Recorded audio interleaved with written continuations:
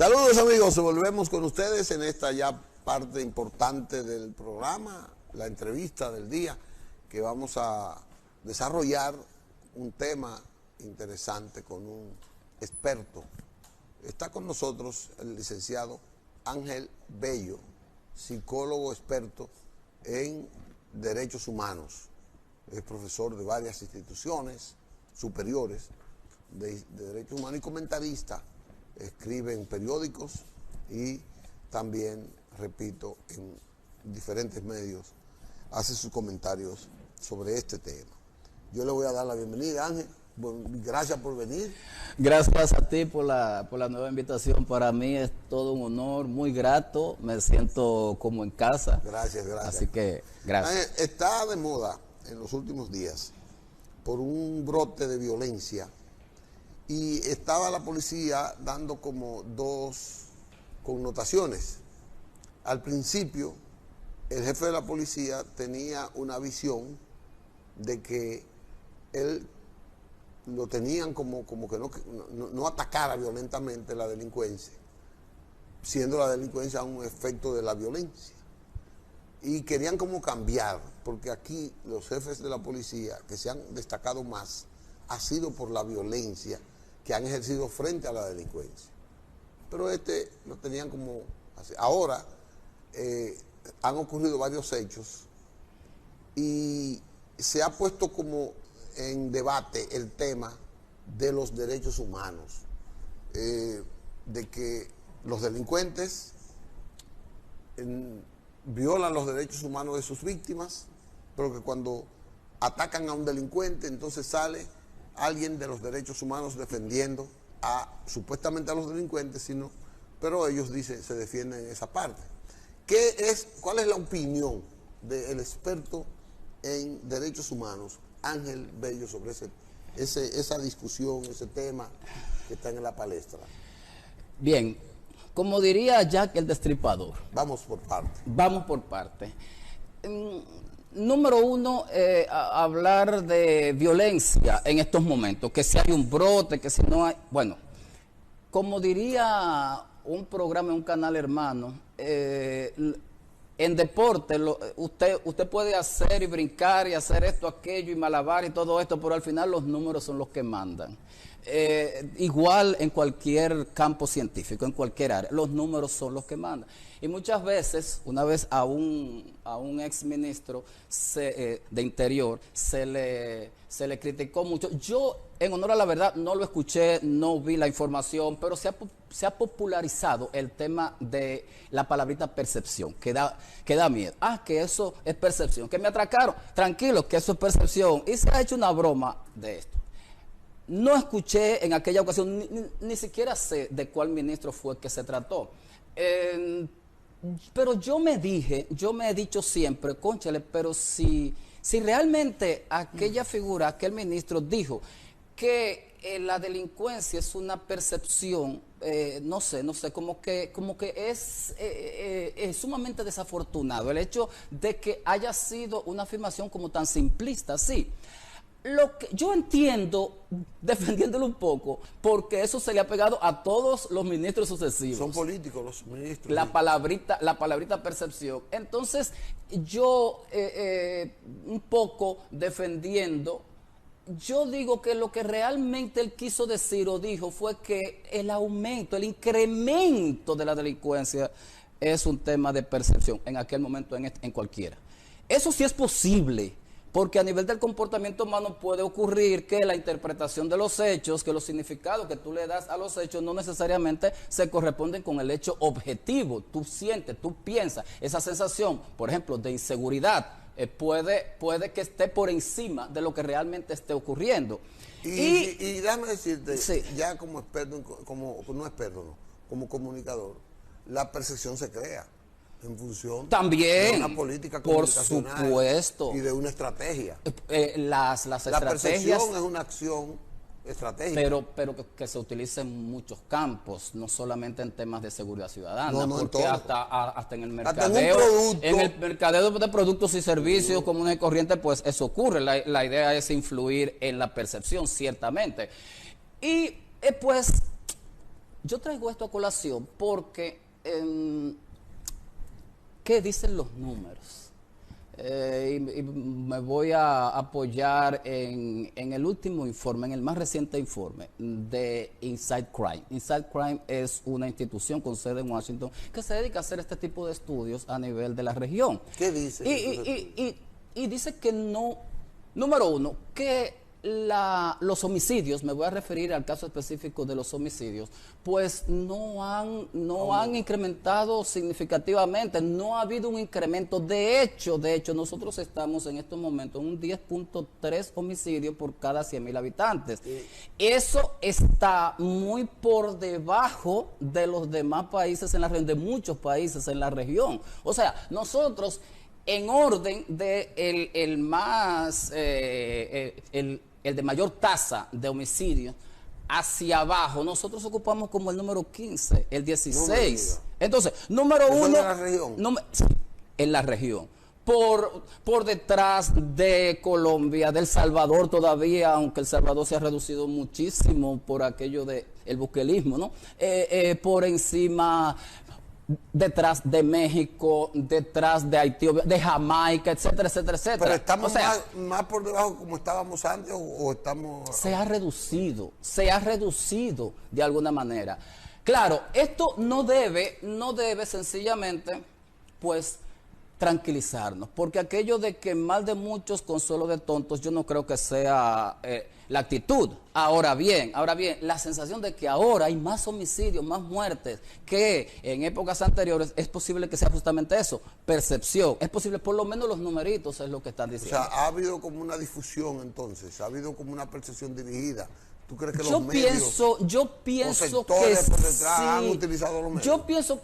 Yo pienso sea el sector que sea que de alguna manera esté influyendo, las redes en estos tiempos son muy dados a generar, las manejan, sí, pero las redes, contrario a décadas anteriores, a épocas anteriores, las redes la maneja cualquier individuo, es decir, ha democratizado la difusión de la información, pero ciertamente puede haber sectores, tanto a nivel de redes como a nivel de los medios tradicionales, en fin, o determinados sectores más allá de estos sectores políticos, etcétera, que pueden estar influyendo en el tema de la percepción. Ahora bien, eso no significa que estamos bien, obviamente. Hay que trabajar, hay que desarrollar políticas, hay que innovar, hay que trabajar con las familias, hay que trabajar con el Estado, con las instituciones encargadas de la seguridad, etcétera, etcétera. Hay que hacer un trabajo, número uno. Número dos, ciertamente, pues todos estamos enterados de cómo de alguna manera en determinados sectores o determinadas áreas, sí, la violencia, el tema de la violencia, el tema de los atracos, los asaltos, los mismos homicidios, pues han tenido algún nivel de brote, porque esa sería la palabra, más que una epidemia, más que un incremento de las estadísticas, de los casos, estoy hablando de un incremento significativo, pues entonces podríamos tal vez estar hablando de brotes. Y a propósito de eso, el Estado, a través de sus organismos de seguridad, pues ha estado enfrentando eso, ha estado pues enfocándose en estrategias que puedan disminuir de alguna manera y que puedan generar en la población también una percepción favorable, porque permíteme que te diga que por ser percepción no significa que no sea importante, sí. Porque el mismo miedo, yo puedo enterarme a través de esas informaciones, sí, estadísticas que ha bajado la criminalidad y todo esto, pero si tengo la sensación, la percepción, ese miedo, pues eso se va a convertir, va a generar un círculo vicioso. Y quizás no haya aumentado, pero tampoco es porque haya disminuido, podría ser, no estoy diciendo que soy, pero ¿qué pasa? Que usted ha mencionado un tema interesante, los medios de comunicación, y si entre los medios, la instantaneidad de las redes, sí, ahora el quinto poder, ahora las redes son un poder y las redes te pueden transmitir un crimen simultáneamente de las 31 provincias que siempre ha ocurrido, sí, pero ahora hay alguien que la sube a las redes, antes, como las redes no existían, para yo enterarme de un crimen que pasaba en Montecristi, sí. Tenía que esperar que el corresponsal mandara eso 3 días después. El acceso de la información. Porque no teníamos acceso a la información. No teníamos ese acceso. Yo antes me enteraba pongo un ejemplo. Cuando yo era joven, muchachito, aquí había un programa que se llamaba El Suceso de Hoy, que lo dirigía Rodriguito, Manuel Antonio Rodriguito, creo que se llamaba. Entonces Rodriguito te hacía una recopilación y te hacía media hora o 1 hora de ese programa, pero Rodriguito te traía un accidente que ocurrió en Samaná hace 5 días. Y yo me enteraba ese día. Y era a veces un pleito entre marido y mujer, y él hacía un drama de eso porque él lo escribía. Entonces, eso puede pasar. Las redes pueden estar transmitiendo de manera instantánea lo que ha ocurrido siempre. No digo que sea así. Claro. Pero pudiera estar haciendo eso. Sí, y lo puede potencializar. Y te voy a decir una razón también, entre otras, porque el tema de la violencia, como te he dicho en otras ocasiones a los amables televidentes, de que el tema de la violencia es sumamente complejo. Tiene muchas aristas. Por eso es tan difícil, que es otro mito, si se quiere, que debemos también de ayudar a que la gente pues entienda lo falaz de esto, que muchas veces, y escuchaba yo acá a un técnico decir algo así como en República Dominicana, es que en República Dominicana, señor, este tema de la violencia es mundial, estamos hablando de un tema global, aunque en unas regiones más que en otras. De lo mismo que estamos hablando aquí, mismo, se está hablando en Estados Unidos,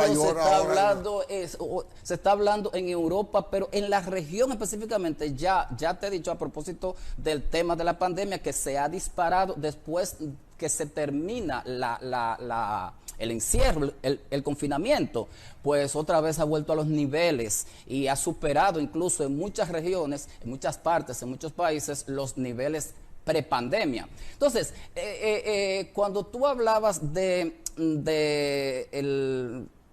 el comunicador que hablaba de un caso que había ocurrido 5 días antes, etcétera, bueno, y uno se entera. Igual te puedo decir en otros contextos. Por ejemplo, el hecho de que el bullying, el famoso bullying, que es violencia escolar. Por ejemplo, yo cuando era niño me enteraba de lo que hacíamos en la escuela, de lo que se hacía en la escuela, en el curso, pero no me enteraba de lo que ocurría en Santiago, de lo que ocurría en Venezuela, de lo que ocurría en Chile, en Europa, en España. No me enteraba, ¿por qué? Por el desarrollo, digamos que pobre que tenía todavía los medios de comunicación. Pero hoy yo me entero al mismo tiempo de que, no, pero en todas partes está ocurriendo. Como bien tú dices, no significa que no se haya incrementado, por supuesto, porque ha habido factores de riesgo, ha habido factores que predisponen a eso. Claro que sí, en otro programa podríamos hablar de eso. Ahora bien, este bombardeo que tenemos y esta sobreinformación, pues entonces hace que la percepción de peligrosidad, la percepción de inseguridad, de vulnerabilidad, pues se incremente. Y el tema de las fake news. Porque no es solamente que yo me entere, es que me están enviando, óyeme, ya ni en videos se puede creer. Óigame, yo veo un video de Licho que me envía un video y yo voy a dudar, yo voy a buscar gente que ese es Licho realmente que está haciendo eso, sí, porque ya me dibuja. Ay, no. Antes era solamente el Photoshop con la cara y las imágenes, y antes era solamente con las imágenes propiamente. Ahora con los videos, los videos. Sí. O sea, entonces, todo eso hace que se genere este tipo de percepción. Vamos a una pausa. Me ha ilustrado bastante en este segmento.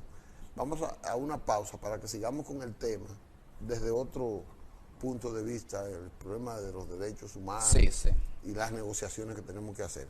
Seguimos con Ángel Bello, experto, psicólogo, experto en derechos humanos, dominicano también, que conoce del tema. Nos vemos en breve.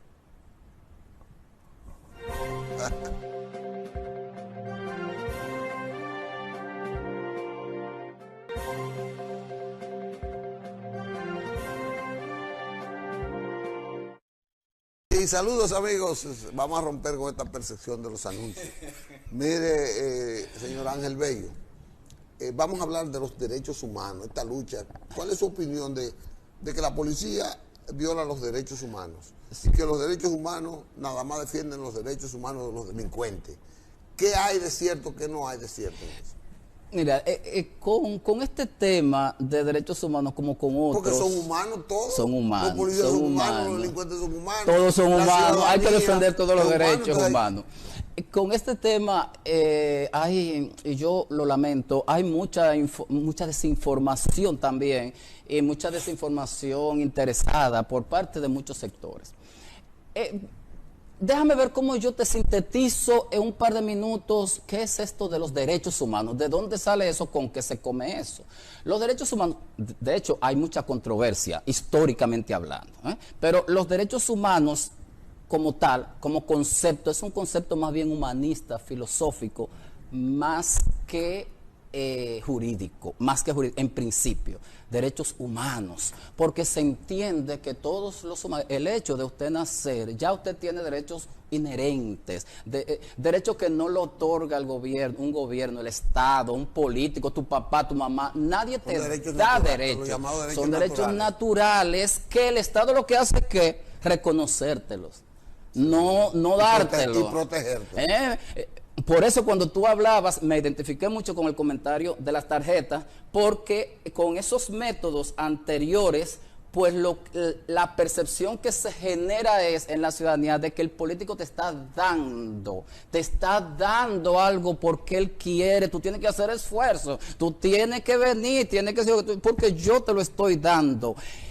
Y hablabas de la dignidad. La gente tiene derechos humanos porque tiene dignidad y ese es el valor que la gente... Y tú tienes que respetármela. Entonces, si tú me vas a asistir, que sería la palabra más que ayudar, pues entonces tú debes darme eso con dignidad. Y yo tengo, o sea, respetando mi dignidad. Y yo tengo derecho a que se me respete mi dignidad. Y tengo derecho a la alimentación. Por tanto, tú lo que estás reconociéndome algo. Bueno, entonces, los derechos humanos son conceptos, repito, más bien filosóficos, jurídicos. Ahora bien, como los estados no le hacen mucho caso porque es un tema de pensadores, de idealistas, etcétera, etcétera, pues entonces, y no estaba contemplado en su normativa jurídica, en sus constituciones, no se habían positivizado, pues entonces la solución, digámoslo así, era esa, que los estados entonces de alguna manera reconocieran, quiero hacer énfasis en esto, reconocieran los derechos humanos. Entonces, los derechos humanos son un concepto filosófico y entiende que rigen a nivel universal. Donde quiera que haya un ser humano, tiene los mimiticos derechos que en cualquier otro lugar, como humano.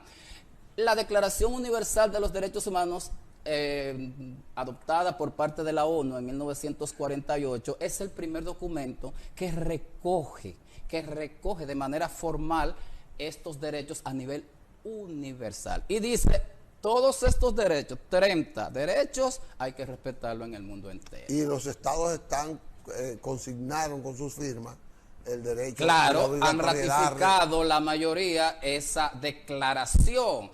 La ONU pensó que eso iba pues a mejorar mucho el respeto de los derechos humanos a propósito de que se hizo justamente finalizando la Segunda Guerra Mundial y pues finalmente vio que no tuvo ese gran impacto y entonces pasó más bien, porque no era jurídicamente vinculante, pues pasó más bien a firmar convenios, pactos que como que atan más, un poco más bilaterales, más vinculantes, como que obligan más a los estados. Y ahí viene entonces el pacto por los derechos del niño, de la mujer, de los discapacitados, etcétera, etcétera, etcétera, desde 1966 hacia acá. Entonces, esa concepción universal choca con mucha normativa interna. Porque los derechos humanos, esa declaración fue en 1948, pero ya habían naciones que tenían 1000, 2000 años, 3000 años, que no contemplaban el derecho a la vida de manera incondicional, un asunto cultural, o el derecho a la igualdad entre hombre y mujer. Espérate, la ONU no puede venir a mí porque la ONU tiene factura occidental. Venirme a mí entonces a imponer esas normativas que colisiona con mis costumbres, con mi cultura, y todavía esa controversia se mantiene. Por eso, hace unas horas apenas, Afganistán pues decide que las mujeres no pueden ir a la universidad. Les cerró las puertas de la universidad. La ONU, ¿qué puede hacer? Es poco realmente lo que puede hacer, porque la ONU dice que el hombre y la mujer son iguales, tienen los mismos derechos, y hay que trabajar para que en el mundo entero, pero entonces hay un tema cultural, hay un tema de relatividad se sobrepone cultural. el aspecto cultural, aunque sea de un país, de una sociedad, al derecho humano. A esos derechos humanos. Entonces, ya en términos de si los delincuentes, los presuntos delincuentes, tienen, incluso aquellos que ya están condenados, ¿no? Si tienen derechos, sí, los mismos derechos. Eso es muy importante puntualizarlo, salvo aquellos que les son suspendidos justamente por el delito que hayan cometido. Tienen los mismos derechos. Ahora bien, estamos hablando, en este caso, el respeto a la vida, el respeto a la integridad. Vamos a hablar de esos derechos civiles que están más vinculados a la labor policial, ¿no? El derecho a la vida, a la integridad física, a la intimidad, etcétera, etcétera, etcétera. Claro que sí. Ahora, independientemente de los objetivos que tenga cualquier institución de seguridad para garantizar justamente la seguridad a los ciudadanos, debe garantizar esos derechos. La población muchas veces, pues, le pide, demanda de los estados, lo que está pasando en El Salvador. Y aquí, ¿y lo que está pasando ahora? Lo que está pasando acá, que aquí hay mucha gente que quiere que el Estado, que el gobierno, pues no tome en cuenta ningún tipo de derechos contra los supuestos violadores de los violadores. Es más, vamos a llamarle como si ya tuvieran una condena irrevocable, ¿verdad? Los delincuentes, aquellos que violan tus derechos, los míos. La población pues demanda que se ignore el derecho a la vida, etcétera, etcétera, etcétera. El Estado, los gobiernos no deben hacer caso a este tipo de cosas, y es sencillo, muy sencillo. Número uno, porque muchas veces, número uno, porque es el derecho a la vida, a la integridad física es universal, número uno, pero no solamente como derecho humano, sino como derecho fundamental establecido en nuestra Constitución. El problema es que la Constitución no contempla la pena de muerte, no contempla la agresión física a la integridad física de la gente para hacer que pague un delito, no contempla la tortura. Pero además nosotros hemos firmado convenios, justamente, no solamente con la ONU, sino con otros organismos de protección de los derechos humanos, la misma OEA. Es decir, es muy fácil que, por ejemplo, Bukele pues desconozca a la ONU, que desconozca a esos organismos internacionales, diciendo que no les importa, etcétera, pero es que casi todos los países están atados de alguna manera. Sí, a esos cánones jurídicos. A esos cánones jurídicos. Pero también hay que ver que no es fácil cuando, por ejemplo, el Estado va con el ejército, con la policía, a respetar los derechos, a apresar a esos delincuentes y todo.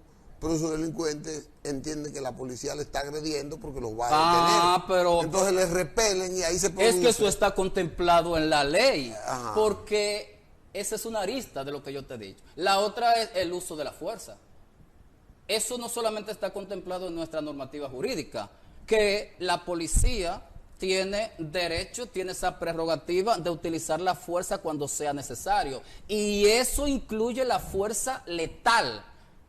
Hay niveles de uso de la fuerza, desde la misma comunicación hasta la restricción física, ¿no? Lo que está en juego es, Ángel, es la posibilidad de probar que realmente la policía actúa cuando hay un ataque hacia ella. Eso es lo que... Sí. Y ya para eso tiene que haber un juicio. Tiene que haber una investigación y todo esto. Eso. Pero los delincuentes, sobre todo los que han matado últimamente, no encuentran ni dolientes, porque lo han velado sin que nadie vaya a su velorio. Sí. En esa parte. Entonces, eso también, tanto en nuestra Constitución como en la ley 590-16, como en convenios internacionales está contemplado el uso de la fuerza legítimo, proporcional por parte de la policía cuando su vida se encuentra en peligro. Dicen los muchachos que tenemos que ir. Conversar con Ángel Bello sobre este tema es tan apasionante, porque es tan profundo, tan amplio, es tan edificante, que él no lo puede hacer solo en una sesión. No puede, él tiene que volver. Claro. Y yo les invito a ustedes a que en otra ocasión, no muy lejana, tengamos a Ángel Bello aquí en esta mesa, pues discutiendo ese tema, aideándonos ese tema. No discutiéndonos, edificándonos. ¿Cómo no? Gracias por su sintonía, gracias Ángel por este sacrificio en la mañana. Gracias por a encima ti. De los tapones. Gracias a los amores. Sí, muchos tapones. Nos veremos mañana, señores, que tenemos Feliz Navidad, otro feliz programa. Navidad. Correcto, felicidades a todos. Mañana tenemos otro programa interesante y espero que lo compartan con nosotros. Gracias, hasta entonces.